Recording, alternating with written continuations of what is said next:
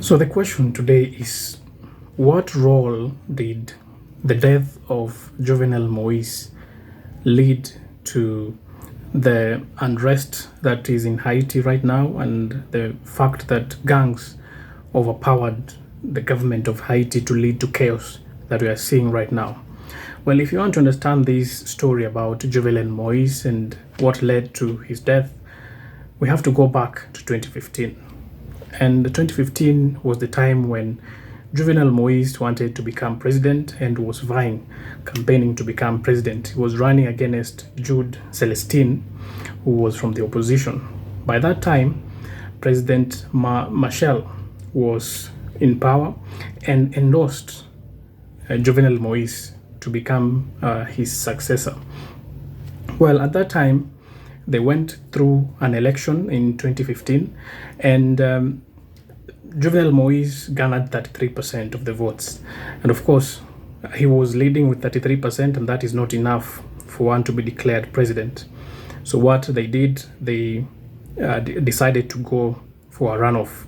That is in 2015.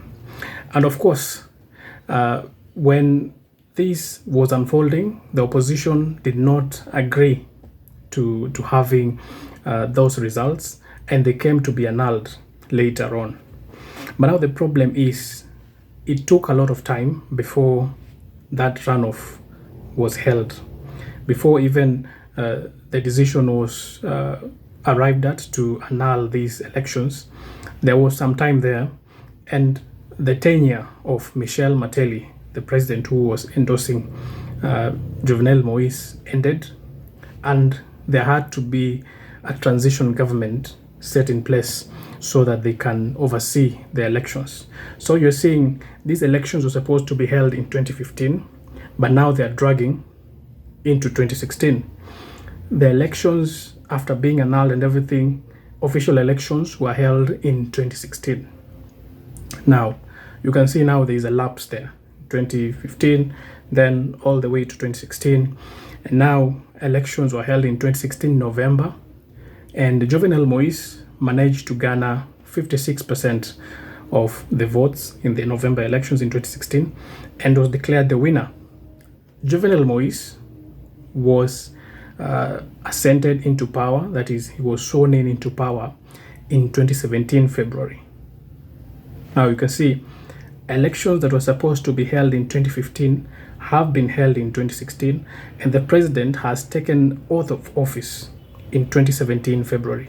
Now that is the difference that brought a lot of contention in Haiti, because when the opposition came up with the idea that the term of the president is supposed to end in 2021, from the initial time when the elections were supposed to be held, plus 5 years.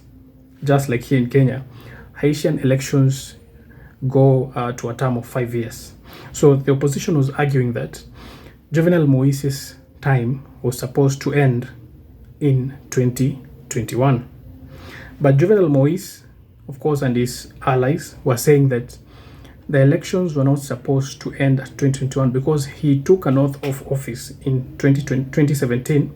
And you remember, just like here in Kenya, we had an election in 2017 and our term was going to 2022. So Jovenel Moise argued that his term is supposed to end in 2022.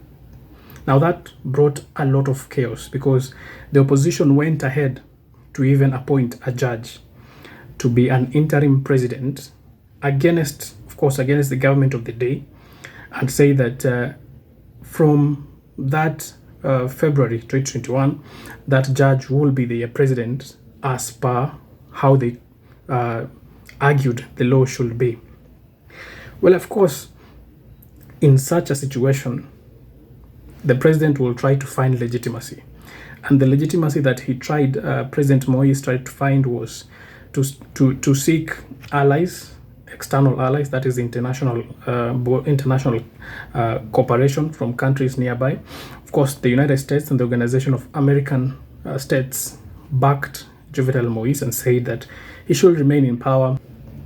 Now, there was another crisis because that is only part of the story. You will ask, where is the parliament and where is the legislative body in all this?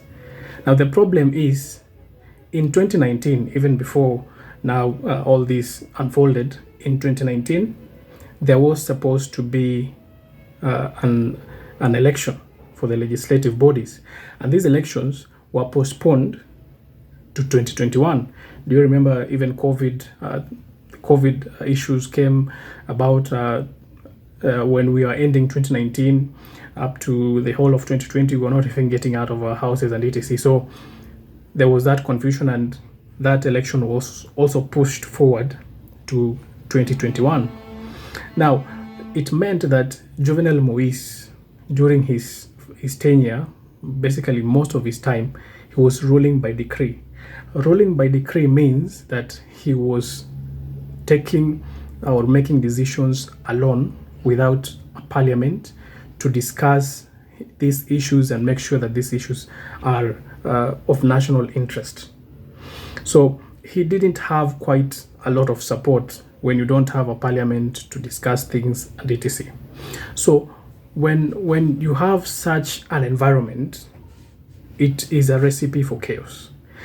2021, sometime earlier in the year, Jovenel Moise said that there were some entities that wanted to assassinate him, that he foiled an assassination attempt at his life. And after that, he turned against even his own allies and tried to go against these people who he claimed that tried to assassinate him. Well, among those people who he said that tried to assassinate him was the president who endorsed him in 2015, that is Michel Martelly. He said that his brother-in-law was implicated in some kind of drug dealing business, and that he wanted, President Jovenel, that is, also wanted to end state capture. And part of the people who were propagating state capture were Michel Martelly's family or allies. Now, all that unfolded, and you had a kind of a crisis in the country, while the opposition was also very fierce. The opposition was very fierce, engaging in a lot of protests, in a lot of chaos. And it is said that all that led to this the sad assassination that took place on the 7th of July in 2021. Well, that is 1 a.m. When that happened, Haiti sort of just deteriorated after that. Gangs were having a lot of power then, but not as much as the power or the mayhem and the chaos that took place after the assassination of Jovenel Moise. So that is the development towards the assassination of Jovenel Moise and what made Haiti to be in a lot of chaos. One last thing, before Jovenel Moise died, he had appointed Ariel Henry to be the prime minister. He had quite a number of prime ministers in the country, appointing and firing, appointing and firing. So the last one before he was assassinated was Ariel Henry. You remember Ariel Henry, who came here in Kenya and signed some documents with President Ruto? Well, the problem is that even Ariel Henry himself had not yet been sworn in by the time Jovenel Moise was assassinated. So, in a nutshell, there was a lot of loophole, a lot of power vacuum in Haiti, that no one had legitimate power to be in government. And that gave the gangs the kind of power they had to claim whatever they wanted to claim, that because in total sense there was no legitimate government. There is no legislative body, there is no one who was appointed before the president died, there is actually no one to rule over the country. So that is the story that unfolded towards what we have right now, and how Jovenel Moise played a part in all this crisis.